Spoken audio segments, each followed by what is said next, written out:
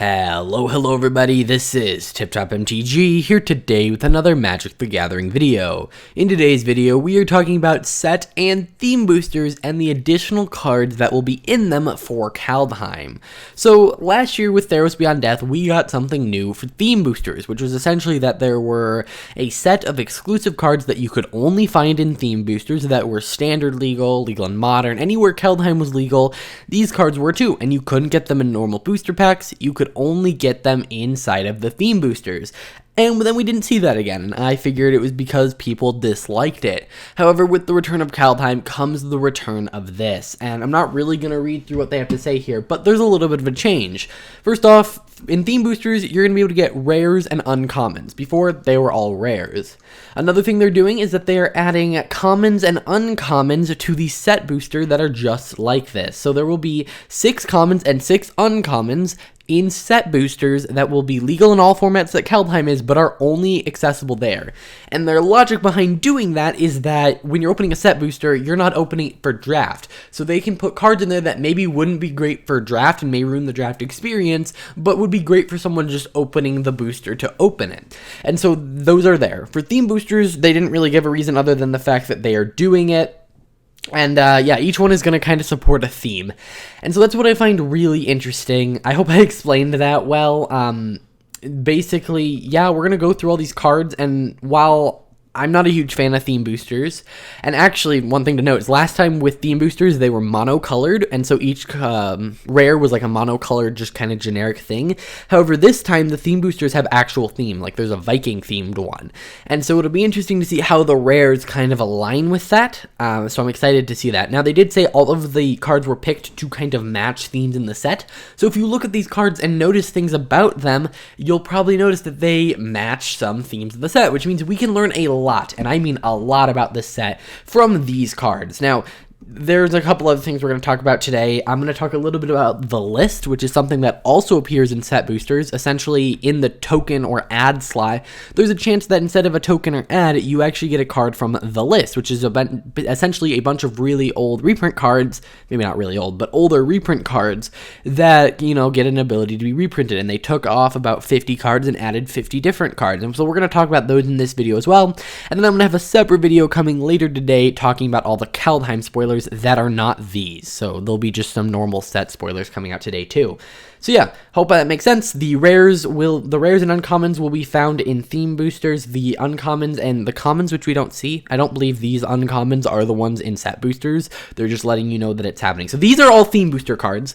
And then later on, we're going to get a list of uncommons and commons that are going to be in set boosters. However, one other thing, and I know they keep making this way more confusing, the rares will be available in the head turner slot for set boosters, which are essentially the slot where you get all the cool stuff, where you could get, you know, cool things. Basically, set boosters have a bunch of different slots.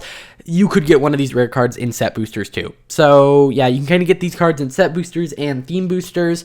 They keep making booster packs more complex. You know, we start with the basic common, uncommons, rares, and now we have some boosters that are all, you know, themes, but they have these exclusive cards that are legal in all formats. And then you have this one booster that has each card is a different slot, which is both collector booster and set booster.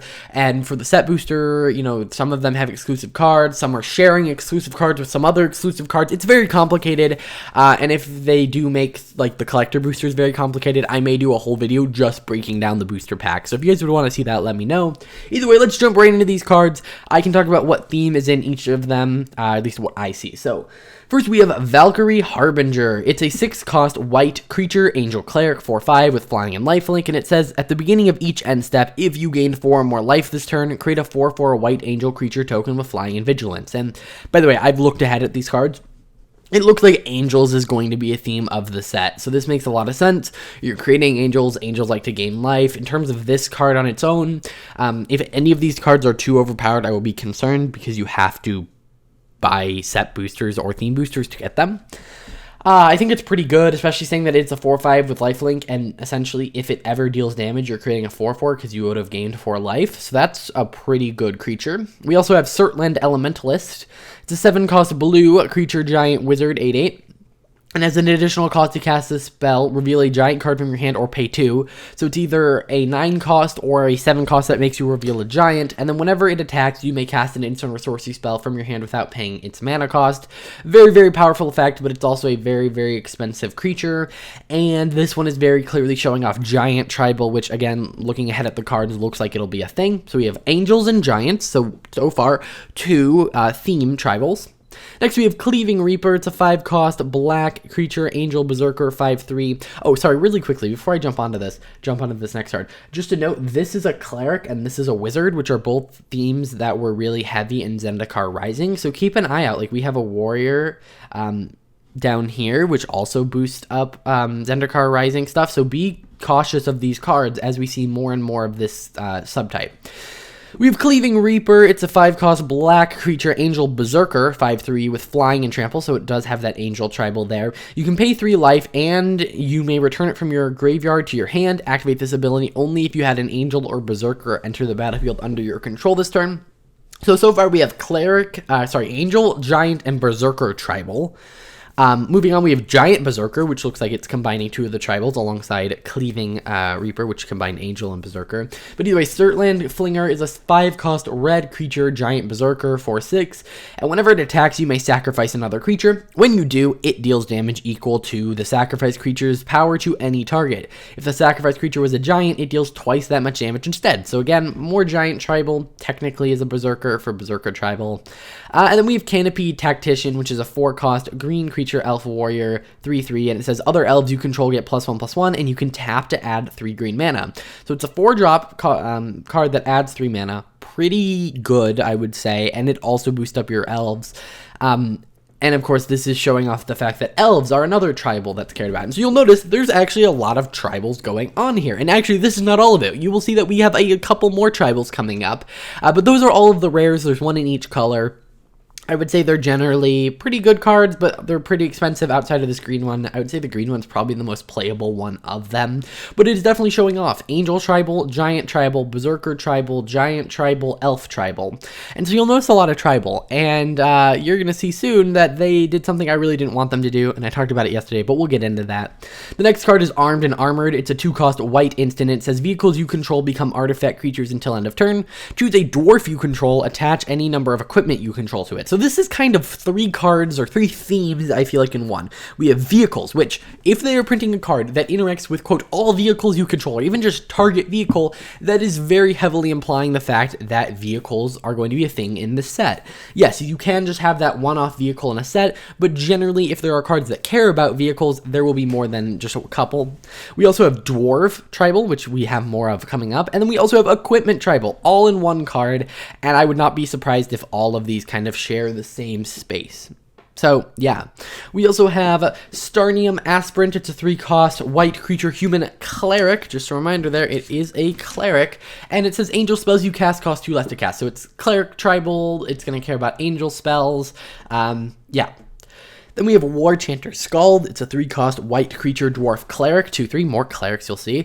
And when it becomes tapped, if it's an enchanted or equipped, create a 2/1 red dwarf berserker creature token. So more dwarf creation and berserker creation. And then also caring about enchanting and equipping. So yeah, you can definitely see, just with these cards, we have seen a lot of the themes, and I assume we are actually probably going because, you know, these were designed to show off themes. All right, the next one I'm going to talk about is Youthful Valkyrie. It's a 2-cost white creature angel, 1/3 with flying, and it says whenever another angel enters the battlefield under your control, put a +1/+1 counter on it. Again, more angel tribal. So we have elf, giant, berserker, angel, vehicles, equipment, dwarves. Wow, a lot of creature tribals, and, you know, there's something that's coming up that will kind of help you out with that, but we'll talk about that more when we get to that. So, on to the next card. Alright, so the next card is Absorb Identity. It's a 2-cost blue instant, and it says return target creature to its owner's hand. You may have shapeshifters you control become copies of that creature until end of turn. Okay, so this card is huge in my opinion, because it shows us one thing, and that is shapeshifters are going to be in the set. And I believe yesterday I said, oh, we have an elf that can, like, change matter around. What if there were shapeshifters? Oh, I hope we don't get that, because right now there are a lot of cards that are very powerful when it comes to creature types, and if a set features shapeshifters, that means first off there's going to be a lot of tribal support, which you can already see if we go up. There's tribal support for specific tribes, right? But there's also going to be a lot of cards that are just like, pick a tribe, there's tribal support for that. And this is going to introduce that. And actually, I'm just going to skip ahead a little bit here. We have a shapeshifter right here with Gladewalker Ritualist, which is a 3/3 for 3 with Changeling. And so this actually confirms a returning mechanic. We are getting Changeling in Standard, which is just doesn't feel very normal. And I'm fine with it. Again, I think it could push, tribal, for instance, rogues that are really good right now. This is a new rogue. I'm not saying this is necessarily a good rogue, but the point is there's going to be more than that. And that is going to be really good. Now, this card is also insane because while it only makes creatures become copies until end of turn, this can protect your creatures by bouncing things, like bouncing your own creature back to hand. It can also turn your creatures into like their big creature. Like say they have a huge creature and you can't swing into it really, you can bounce it, turn all your little 1/1 shapeshifters into that giant creature, and then you just win the game on the spot for 2 blue mana.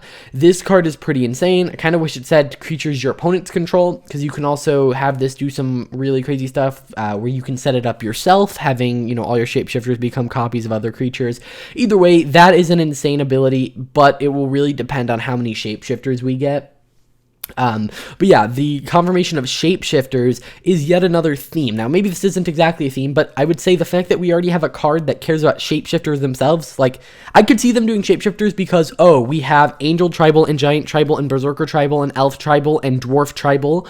I could totally see them saying, hey, we should just throw this in here. But yeah, another thing to think about is all the party cards are about to get way more consistent in Standard. Why? Because this Gladewalker Ritualist is a cleric, it is a wizard, it is a warrior, and it is a rogue. Meaning it is another one of those cards that just works as any member of a party.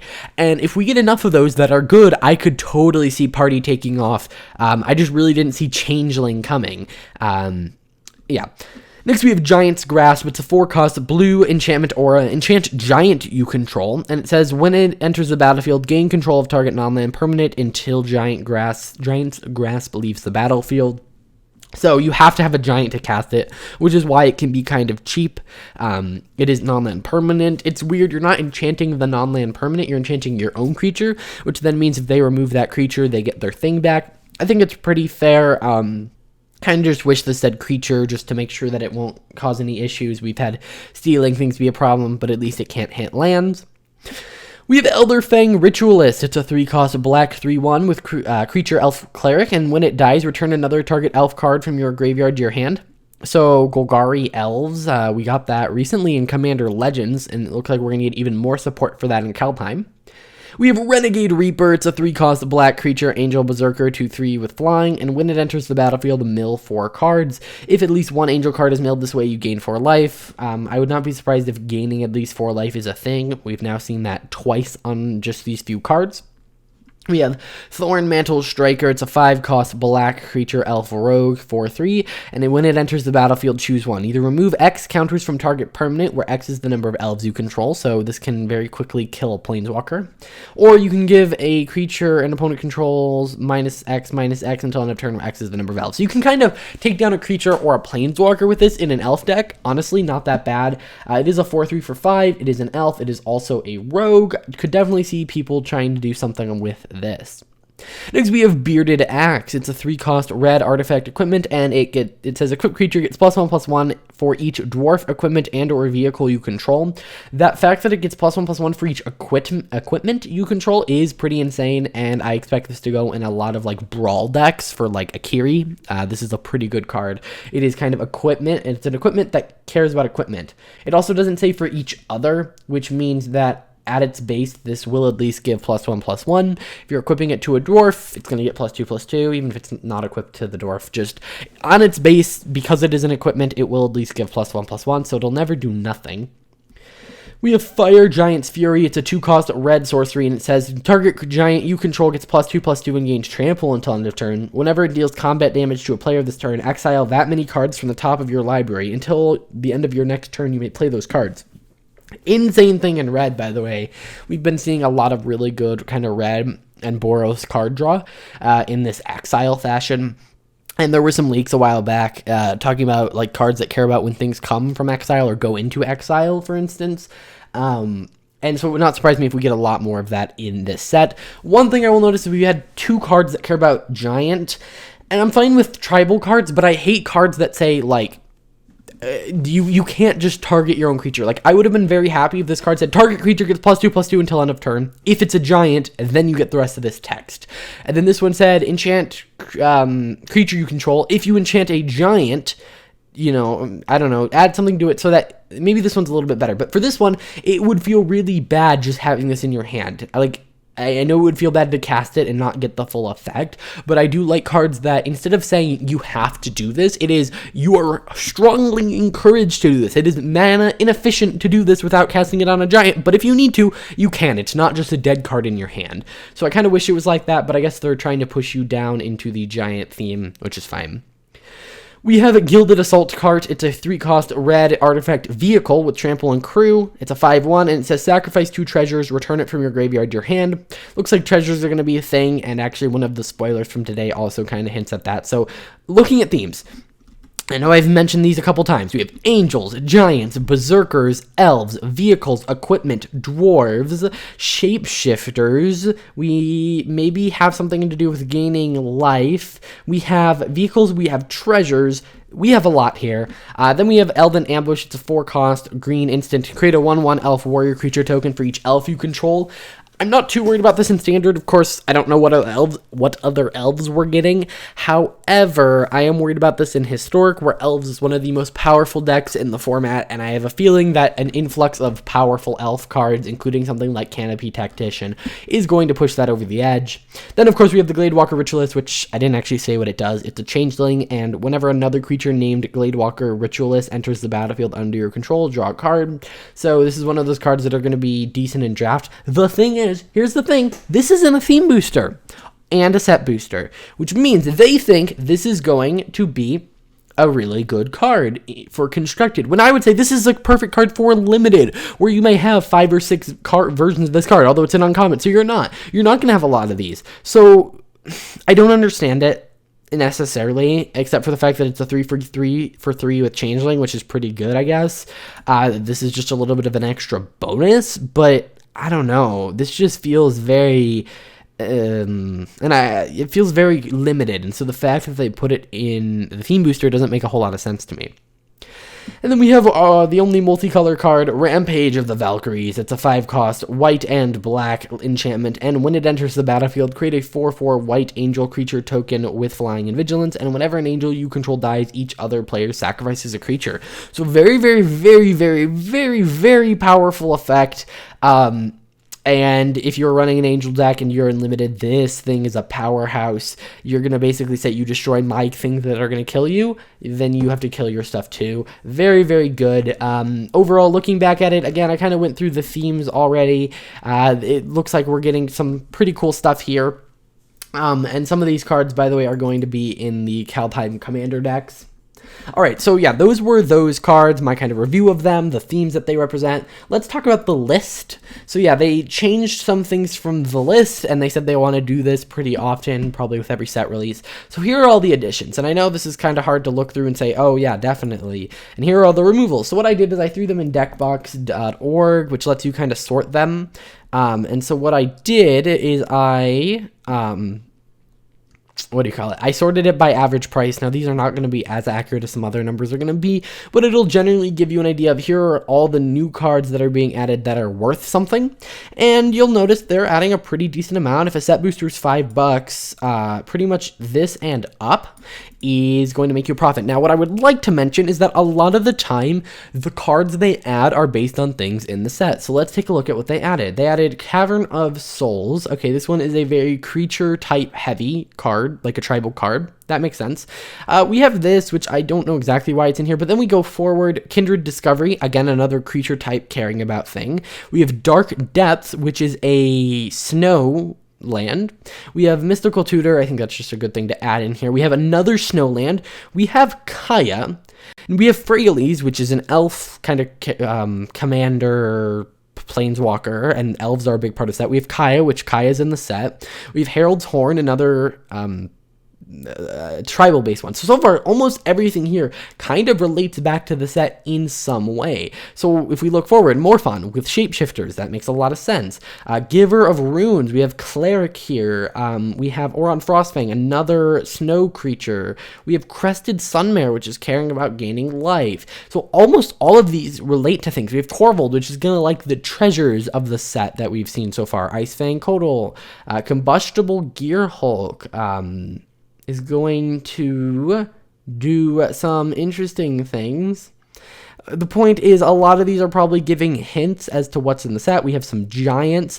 So Shabraz, for instance, Braylon and Shabraz, why are they here? I don't know. We're going to have to see, but I think these give some hints. Now, what was removed? Well, we did have some expensive cards moved, like Cryptic Command and Kalani Hydra and Brazen Borrower and Petty Thief and Squirrel Mob and all of these things. We got rid of Nahiri, which was from Zendikar. So you'll notice a lot of these cards are Zendikar-y cards, and we kind of got rid of them. So it looks like they're going to be cycling in and out based on the set, and that means that all of these cards are kind of giving hints at the set as a whole. So yeah, I think that's really, really interesting. Oh, moving on to the next page, actually, here are some more of the new ones added. Either way, guys, that is going to do it for this video. If you enjoyed and found it useful, please hit that like button, subscribe, and I will see you guys in the next one. Bye.